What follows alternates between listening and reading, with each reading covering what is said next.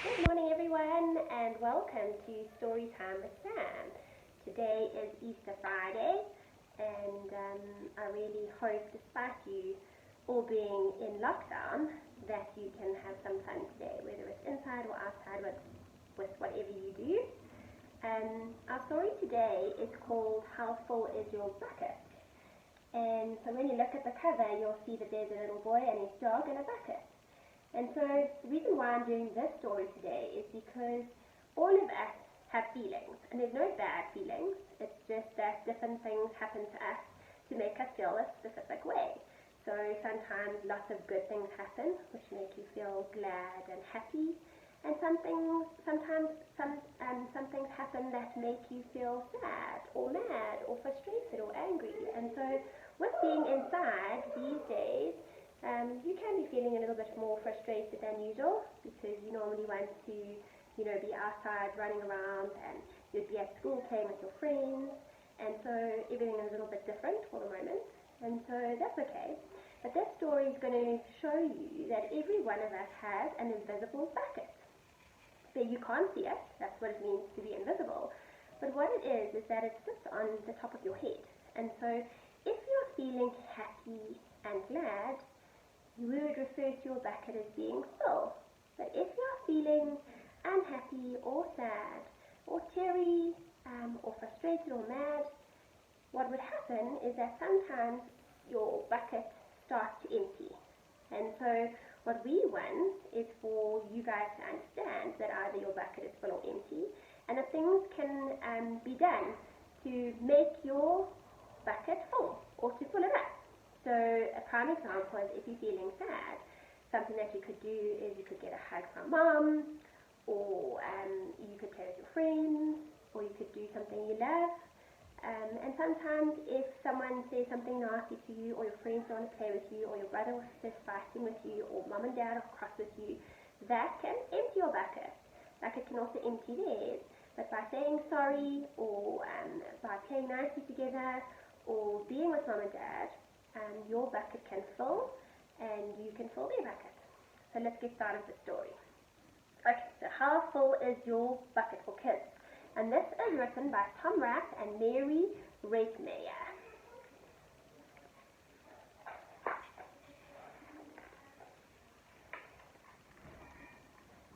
Felix was putting one of the last blocks on his tower when his little sister came in.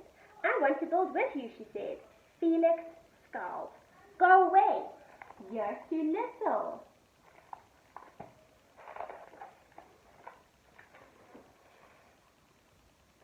"I'm big." "Stay back. You'll knock it over." "I can be very careful. Go play with your baby toys, Anna." Crack. And what happened? Knocked it over. "Granddad!" Grandpa shook his head.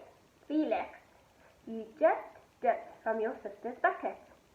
Like everyone else, Anna has an invisible bucket. When it's empty, she feels bad.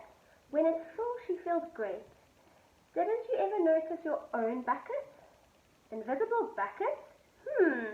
Sometimes Felix couldn't quite tell when his grandfather was joking.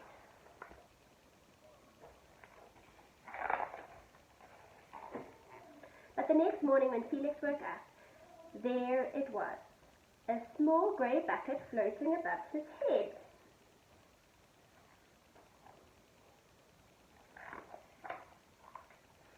When Felix came down to have breakfast, his mom was in a hurry.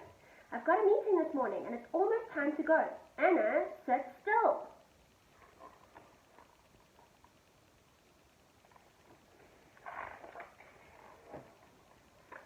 Felix slipped and cocoa wheat scattered all across the floor. "Felix," yelled his mom, "you should have used the stool to reach that." Felix could feel his bucket tip and big invisible drips spill out. Drip, drip. "Ha ha," Anna laughed as she crunched the cereal with her shoe. Drip. "Get the broom and clean it up before you miss the bus," scolded Mom.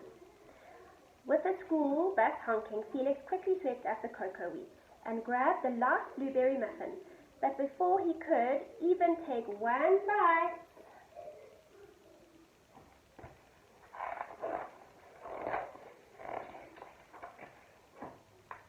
Buster jumped up and grabbed the muffin from his hand.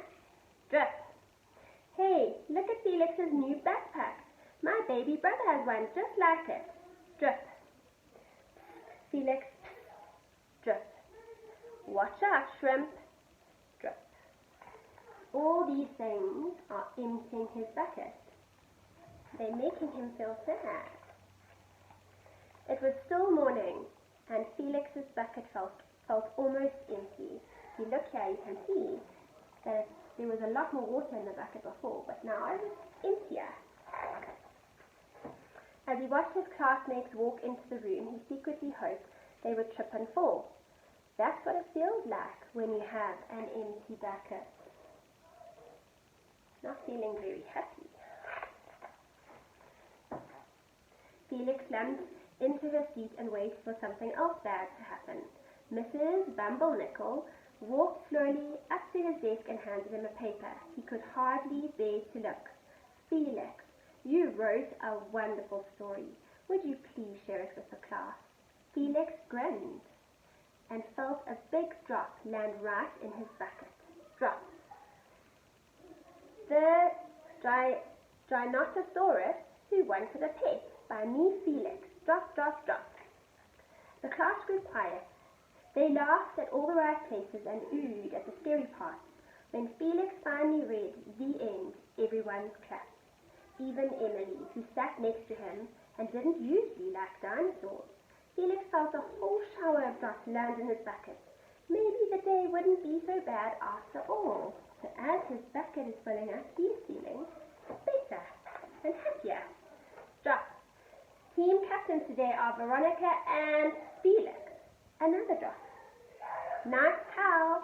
It's a dog. Well, nice colors there, Felix. Drop. Cool, laser.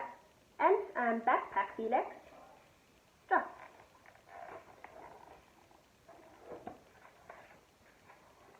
By afternoon, Felix's bucket was nearly full. At recess or break, when he looked around, Felix suddenly realized that his grandpa was right. Everyone else had a bucket too. And you see all the children outside with their buckets on top of their heads. Let me help you. His bucket fills even more. Here's your baseball catch. Thanks, dude. Fills even more. Hi, I'm Felix. First day? Yes, I'm Amir. The strange thing was that every drop he helped put in someone else's bucket. He left another drop in his own bucket. So by doing nice things for other people and for our friends and for our families, it also helps us fill our buckets. When Felix burst in the door after school, he shouted, "You were right, Grandpa. I do have a bucket and I understand how it works." Then he saw Anna's torn doll. "Bad dog," he almost scolded. But then he thought dogs might have invisible buckets too. "Your doll will be okay," Anna said. "Felix, Mum will fix her." But Anna's very upset and she's crying. Until then, do you want to help me build the tallest building in the world with my blocks? He now asked his sister to play with him because she was feeling sad, so he wanted to make her feel happier. And so they did. This story also makes me think of Jack and Jill. So you'll know the nursery rhyme. Jack and Jill went up the hill to fetch a pail of water.